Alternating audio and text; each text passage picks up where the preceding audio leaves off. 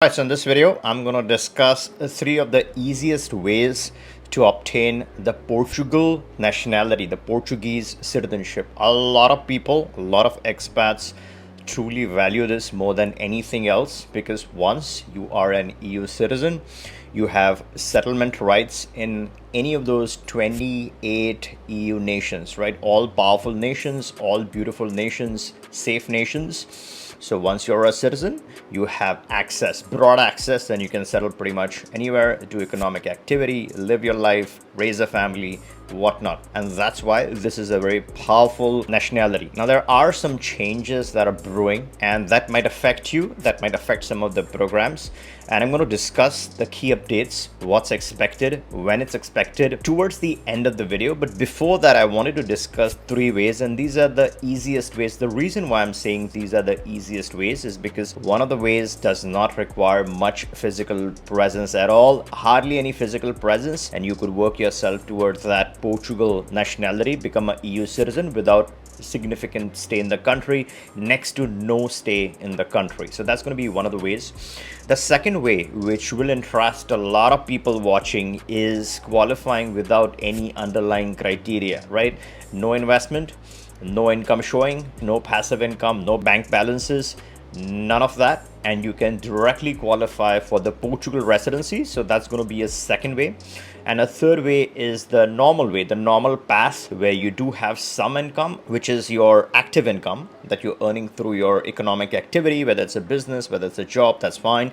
The second pass under this category, under the third category, is going to be passive income. So let's say you have a retirement income of less than $1,000, that's fine. You can still qualify for the Portugal residency, which can then lead to citizenship. And we do have specialized attorneys in Portugal that support all these three options. So if you're on the edge, if you're on the fence, you always thought that you wanted to be a EU citizen eventually, you want to strike the residency, you can always click the link, book a call, and we can get you started with any of these options. Now let's directly jump into it.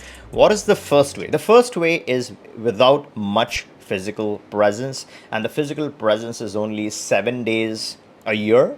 So that's it. You do this for the next 5 years, and then you can apply for nationality in Portugal. So that's the first way. Because you are trading off your physical time, right? You're buying yourself out of the physical presence requirement here. So this comes at a premium. So there's going to be a price tag, right? So it's not something that you're paying them. It's not a donation at all.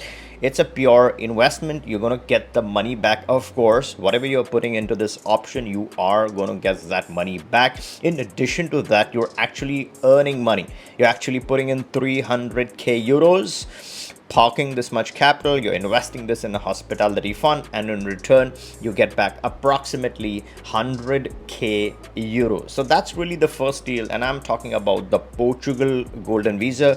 There have been some recent updates, and I'm going to discuss that towards the second half, and how you could still naturalize much faster even after the changes. So there is a possibility, but let's first focus on this program, right? So what do you get with this? You get a luxury accommodation for a couple of months in Portugal.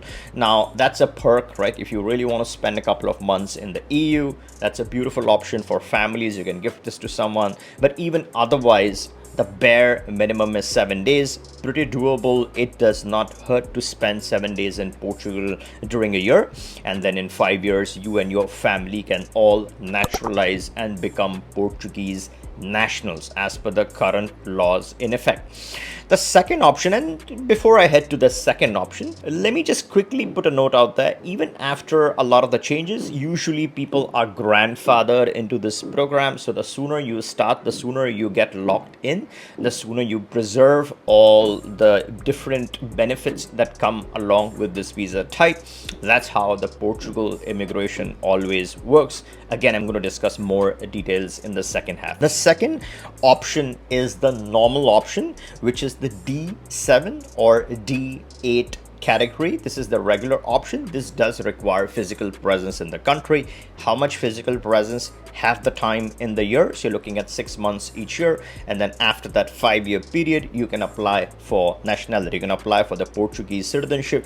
This is the same citizenship that you would get even if you go through the Golden Visa route. Here, instead of paying the premium, or rather doing the investment upfront and waiting for your returns after 5 years, in this option, you're not doing any donation, or you're not doing any investment, I should say, and you're simply showing either your passive income, which is D7, or active income from your job or your business, which is D8. Now, what is D7? D7 is a passive income. And what is a passive income? Passive income could be rental income, dividend income, interest income, that kind of stuff, right? Which is not really dependent on any active job or any active salary. It's coming on its own. It's going to continue to come in as long as you're going to hold that investment, or if you have a retirement income, then you obviously retire. You're continuously going to get that income for a lifetime. What is the threshold? How much money do you really need to earn per month through passive sources? It's only 870 euros a month. That's all that you need, and you can qualify for the D7 visa. What are the drawbacks? Not drawbacks, but cons is that, of course, you got to provide some documentation. You got to show them that you're earning it through passive sources.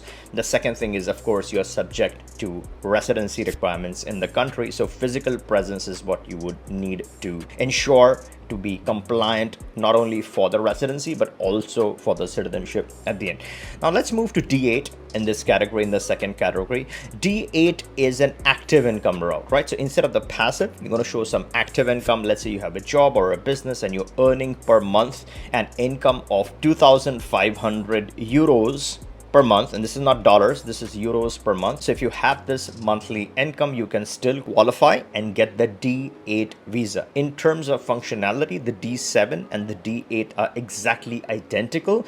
One is passive, one is through active. However, the residency requirements still remain 6 months in a year, and naturalization can still be obtained at the same time frame as it would be possible with D7 or the Golden Visa. Now, the most important category, which will interest a lot of people, is the CPLP residency, and I'm going to discuss how one could immediately acquire a CPLP nationality through legal means. Okay, but let's first understand what is a CPLP residency. Who is it for? So this is a special type of category that is reserved for people who come from or nationals of former Portuguese speaking colonies. There are a few countries that fit this classification. There's around 8 countries that fit this classification. There's a dedicated portal by Portugal, by IMA, where you could submit your application. They have redesigned this. The newer one now provides a biometric ID, which is useful to travel or have mobility across the Schengen zone. So now the CPLP residency is a standard 2 years indefinitely renewable permit, and it gets you access to other EU nations. So even right now, you have access to 27, 28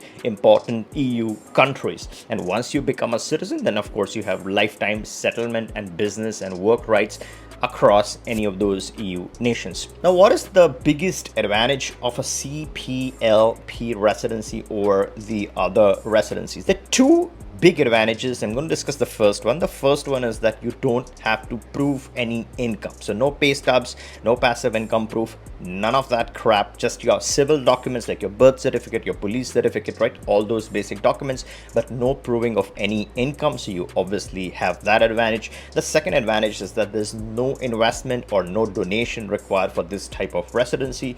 And of course, there's a lot of flexibility with this type of visa. How can anyone, any of you guys watching, can become a CPLP national in just a few weeks? In 3 weeks, it is absolutely possible to become a CPLP national.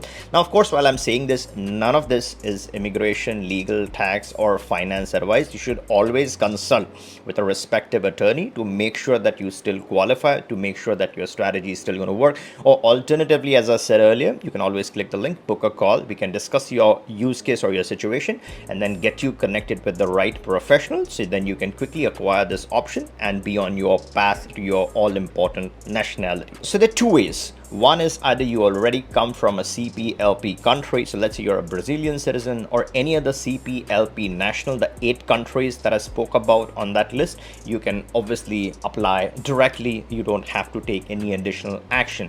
But let's say you don't come from a CPLP national, you are interested in becoming a CPLP national, then there's something called as citizenship by exception, right? It's not a traditional or a typical CBI, and therefore I'm not able to directly talk about this because a lot of countries want to keep their exceptional citizenship exceptional. They don't want to market it. It's not for all, it's only through recommendation or special contribution. Now, what are the costs that you're looking for? And yes, of course, we directly liaison with them. It's a perfectly legal and direct program with their government. And what are the costs? So it's much cheaper than 100k pounds. That's all I can tell you from a pricing or a financial standpoint. In 3 to 4 weeks, you should be able to acquire your nationality. You should be able to get all the documents that you would require to gain your nationality. Why is it super fast? Because it's a private process, it's a discreet process, it's a legal process, and it does not have to conform to all the stupid and crazy requirements of those nations that they enforce on some of the CBI programs. So although this is perfectly legal and a robust due diligence, it's always in your favor because it's private to you, it's super fast, and no other country knows about this private bond between you and the country in question here, and you get this super fast. Now, once you are a CPLP national, obviously you unlock the benefits that are available to a CPLP nationality. Again, as I said, no guarantees for what Portugal does. This only increases your potential. You should always consult with the respective attorney to make sure that you qualify. So these are the 3 different ways or easy paths to acquiring the Portugal residency.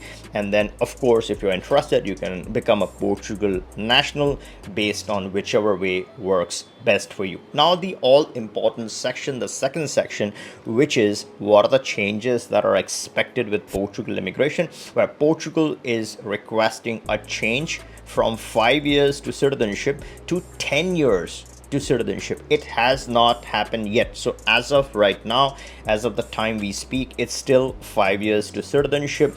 We got to still check if the Portugal Golden Visa applicants are going to be grandfathered, right? What are the changes that are going to keep? So if you get the Golden Visa, then you retain some of the changes.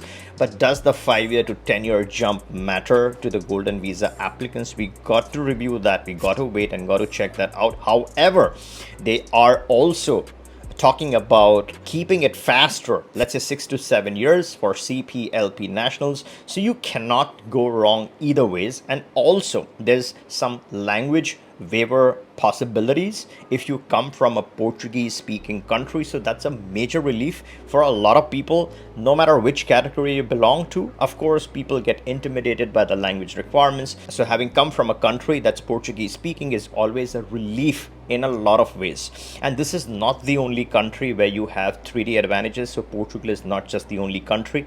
There's also a potential fast track in Brazil, and I've discussed this across several videos. If you have missed that all important video specific to Brazil and the applications, you can go and check this video out. This talks about all the details. Now, if you are subscribed to this channel, you're going to be notified of all the changes to the Portugal program as they happen. So make sure you're subscribed. And if you like this video, give me a thumbs up and catch you in the next one.